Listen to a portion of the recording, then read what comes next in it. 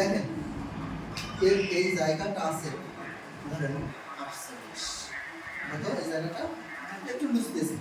48 পাজামা কি এখানে পড়বে না 48 তাহলে সামনে 24 পিছনে 24 মোট হলো 48 তাই না জি হয়ে গেছে ভাই আমি এই নিলাম দেখেন 24 24 হয় না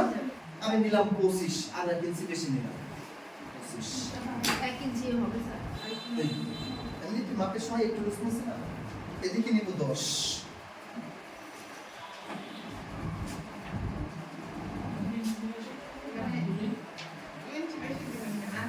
আমার বল বানাইতে হবে না 8 আর রাবার ব্যান্ড 10 এখন একটা জিনিস খেয়াল করেন একটা জিনিস খেয়াল করে এইটা আমার ওই কাপড়টা দেখেন আগের কাপড়টা চওড়াই ছিল 14 কত 14 খুললে হয় 28 কত 14 খুললে কত হয় 28 হয় না এখানে আছে 25 মাত্র 3 ইঞ্চি কাপড় বেশি এখানে আছে 25 আর ওইটা আছে 28 3 ইঞ্চি কাপড় বেশি ওই 3 ইঞ্চি কুচি হইবে মাত্র অল্প কয়টা 4-5টা কুচি হইবে 3 ইঞ্চি কয়টা 4-5টা ছোট ছোট দিন নিচের পাটের থেকে উপরের পাট ডাবল বললাম না কুচির কথা বলতেছি এখন এইটা কুচি দিতে গেলে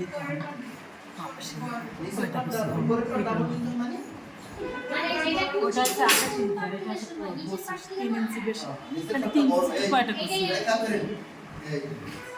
এই দেখেন এটা বড় এটা যখন চিকন মাংস কমে আসবে তখন ওই সেলাই দিতে গেলে বেশি কুচি হবে বুঝ এটাতেই স্যার আমার